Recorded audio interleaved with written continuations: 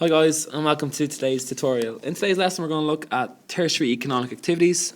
It's a new chapter and we're going to just look at some of the key words that you need to know for this chapter of tertiary economic activities.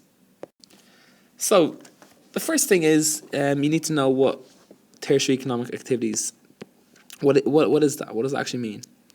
So, what are tertiary economic activities?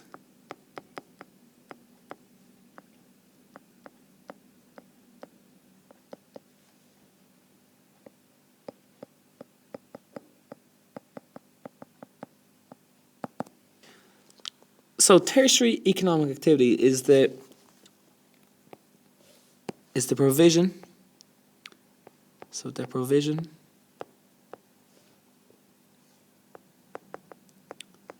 of facilities and services to people.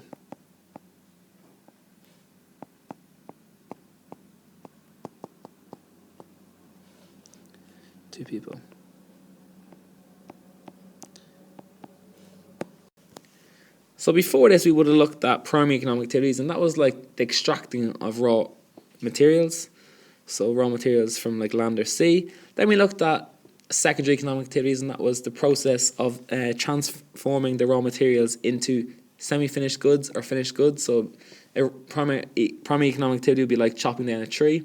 Secondary economic activity would be like transforming the tree into like a wooden table or a wooden door. And tertiary economic activities is the selling of the door. Okay, that'd be the service of selling it. So actually selling the finished good to consumers. So it's the provision of facilities and services to people. Tertiary economic activities, this sector usually makes the most amount of money. This sector is huge, and usually you'll find in developing countries they don't do a whole lot of tertiary economic activities. They do a lot of primary, some secondary, and a little bit of tertiary. In developed countries, so rich countries, they do a lot of tertiary economic activities, some secondary and some primary. The next one is Fáilte Ireland, and Fáilte Ireland is the name of the tourist board whose job is to basically promote tourism in Ireland. Okay, so it's a name of Irish tourist board, and their job is to promote tourism in Ireland around the world. And this is a really important job that Fáilte Ireland have, because the more tourists that a country gets means that the more money that they'll actually make, and it'll create a lot of jobs. In some poor countries, they rely heavily on the tourist industry, and if that collapses, the whole economy could fail. Because if you have a strong tourist industry, well then you'll get a lot of foreign currency coming into your economy, and this will help you to improve your balance of payments, because you'll have a lot more money coming into your economy.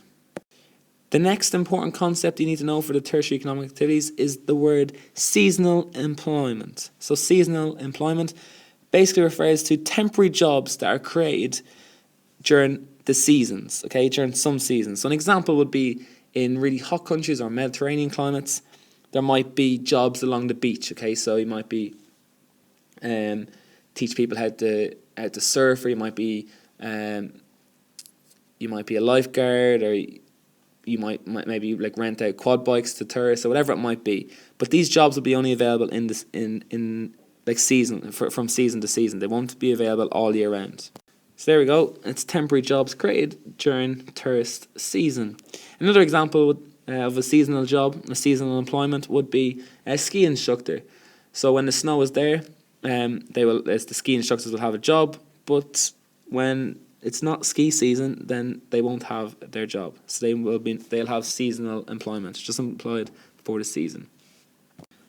The next important keyword you need to know is ecotourism. And ecotourism is basically a new concept. And what they're trying to do is, their aim is to try reduce the impact that tourism has on the environment. So instead, attract tourists to try visit the area in order to like maybe sustain and keep like the economy growing because of the influx of money it'll bring, but to only allow like tourists like to view like the natural beauty, but in a way that maybe protects the natural environment.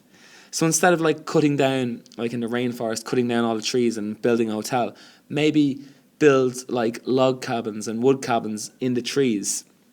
So tourists can still travel and visit the area, but they'll do it in a sustainable way that they're not actually damaging the rainforest. And then they can use the money that they gain from the tourism to maybe help sustain the rainforest and so on. Okay, so that's it for today's tutorial on the important keywords for this chapter on tertiary economic activity. Hope you enjoyed it. If you did, can you leave me some feedback, and please check out our other videos. Thanks, guys.